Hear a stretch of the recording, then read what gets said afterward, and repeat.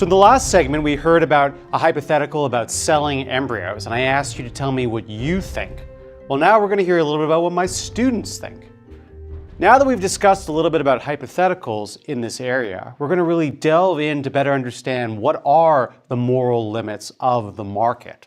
What things should or should not be sold. So today we're going to be joined by a bunch of my students who are going to tell you a little bit of what they think about these issues. I'm Keon. I'm Luke. I'm Tori. I'm Dorothy. And I'm Nate. Let's start with a list of things that in a just society people debate whether they should or should not be sold. And you've often heard these discussed probably in the media. These are things like surrogacy, sperm, eggs, babies, kidneys, ICU beds, votes, Nobel Prizes, sexual services, I'm thinking about prostitution, and the ability or the obligation to serve in the military. So I'm going to start by asking my students to pick one of these that they think shouldn't be sold, and we'll hear what they think. Okay, so who wants to start? Who can tell me about something on this list that you think shouldn't be sold? Yeah, please. I don't think Nobel Prizes should be sold. Okay. Because doing so, I think, would take away the inherent value that we put. The idea is that a Nobel Prize has a certain value. What's that value like? I think the value is that it comes from merit. So if somebody wins a Nobel Prize, it's because we think that they deserve it. And if they're able to buy or sell it, then that takes away the merit. Exactly. So the idea is that a good has a certain value, a certain social meaning, and we might corrupt that social meaning by making it buyable or sellable. Who can take another one on the list and give me an argument why they think it shouldn't be sold? Yeah. I don't think ICU beds should be sold. Great. So why shouldn't ICU beds be sold? I would be concerned about whether the beds would be available for the people who actually need them if they're being sold to the highest seller or bidder. Great. So you're concerned with the distribution, and the claim is that there would be an unfair distribution of the good if we allowed it to be sold. It would be sold and allocated based on ability to pay rather than based on a more moral form of allocation. Excellent. Anyone else have one they want to pick out? Please, Luke. Yeah, so I'd be very concerned about votes being sold. And why would you be concerned about votes being sold? It seems like it would open the door to corruption in the democratic process where whoever, had the money to buy an election essentially could. So kind of an externalized cost, right? An externality here, but also a corruption of the meaning of the good. A vote is meant to be a registering of one's preference or one's belief in a candidate, but instead it would become a chit to be traded, and that would corrupt the way in which we think elections ought to be handled. Other ones. What about prostitution, for example? I was actually going to talk about babies. Oh, talk about babies. It's a little different. No, please. I don't feel comfortable with selling babies, both because of the sense of kind of monetizing a baby. It seems difficult to swallow. And also, it would create a situation where people who can pay for babies would then have the babies, and that doesn't seem like that's the way that we want to allocate who gets to have babies in our society. So one perspective is that it would corrupt the social meaning of how a child is valued. A child should be valued not as a commodity, but something else. The other claim is one about unfair allocation and distribution. But focusing on babies again, are there any other kinds of objections we might have to the buying and selling of babies? Do we worry about exploitation, for example? Is anybody worried about that when it comes to babies? Please. Well, I would be worried that the babies that are bought and sold would be different than in a non-market scenario, and what babies were most desirable would be different from the babies who are available for adoption now. Excellent. So the idea would be a market for babies might attach certain values. Some babies would be worth more than others. You might say that's a kind of eugenic concern, right? A concern about valuing people based on their traits and going for kind of perfectionism rather than giving them the kind of respect they're due merely as a person. What about prostitution? Just to return to this example for a moment. What, if anything, is wrong with prostitution? Yeah.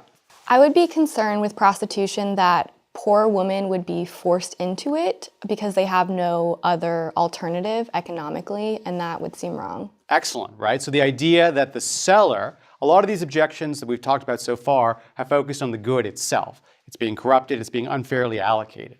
Now we've shifted our focus to look a little bit more at the seller. And the idea is that the seller is being wronged or harmed in such a way.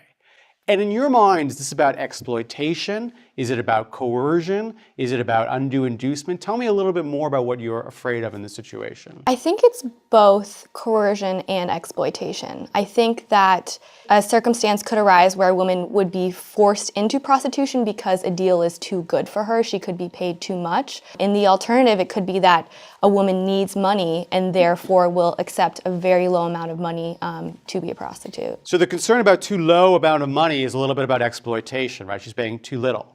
When you're talking about being paid too much, you're thinking a little bit more about undue inducement. We're kind of overcoming her sense of what her desires are or should be. Yeah, you want to say something. Oh, I just wanted to say that as we think about prostitution shifting the focus to the seller, I also wonder whether there's the potential that there's actually somebody else selling we're saying woman here, it could in theory be a man as well, into prostitution. So that's to say that the person who's entering into prostitution could actually be simply the commodity as opposed to also being the seller. And the idea here would be that there's someone like a pimp, right, That's right. who's pushing them, and that may be a little bit more like coercion, Yeah. right? Someone else forcing them to do something that may not be in their interests. Right.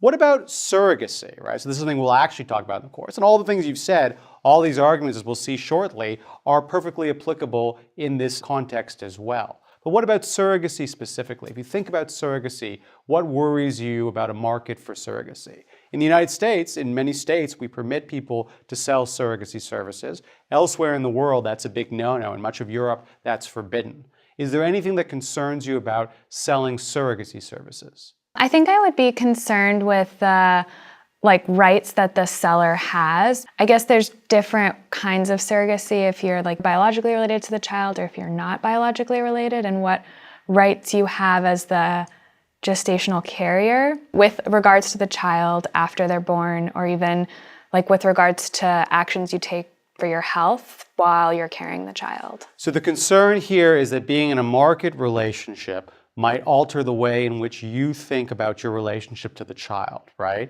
One famous article suggests that we're asking women to basically repress their feelings of maternal attachment and love for the child they're gestating. And instead, but you also suggested that it may alter your behavior in ways that are different. That if you're carrying your own child, you might behave in one way, whereas if you're carrying for profit, you might behave in a different.